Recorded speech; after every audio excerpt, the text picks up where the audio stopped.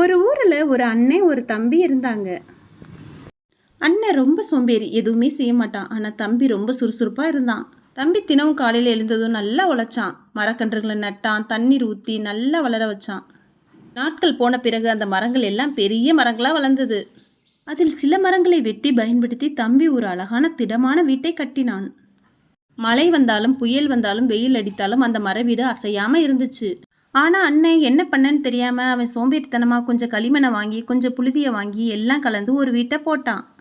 என் வீடு சூப்பர்னு சொல்லி இது போதுன்னு உட்கார்ந்தான். ஆனால் ஒரு நாள் பெரிய மழை வந்துச்சு. தம்பியின் மர வீடு வலிமையாய் நின்றது. ஆனால் அண்ணனின் மண் வீடு அந்த மழையில் நனைந்து நனைந்து கரைஞ்சு சுருண்டு கீழே விழ ஆரம்பிச்சது. ஐயோ, என் வீடு! அண்ணன் அலறினான். தம்பி ஓடி வந்தான். வா அண்ணா, என் வீட்டிற்கு வா என்று தம்பி கை கொடுத்தான். அண்ணன் வெட்கப்பட்டான். ஆனால் தம்பி உண்மையை உணர்ந்தான். நீ என் தம்பியாய் இருந்தாலும் நீ என் குரு என்றான். சோம்பேறித்தனமாக இருந்தால் வீடு மட்டும் இல்லை, வாழ்க்கையும் கரையும் என்பதை அண்ணன் புரிஞ்சுக்கிட்டான்.